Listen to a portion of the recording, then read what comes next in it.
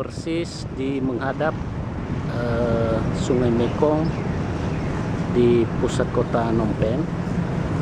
Dan di sini bagus sekali, di pinggir sungai ini tertata semua bendera seluruh sahabat Kamboja. Dan ini kawan saya Fauji Sefulai ya. Halo. Halo.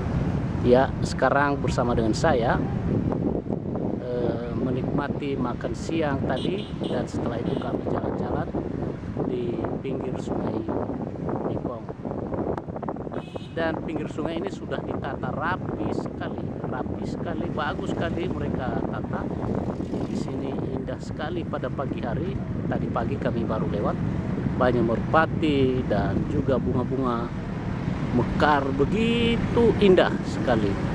Sungai Mekong ini merupakan sungai yang terbesar yang melintasi berbagai negara di Asia, termasuk dari Laos, Kamboja dan juga ke Vietnam.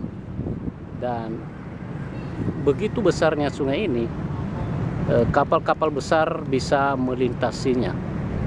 Luar biasa sekali. Wah, ini tempat santai yang bagus sekali, dan di sini banyak sekali turis yang datang untuk santai-santai.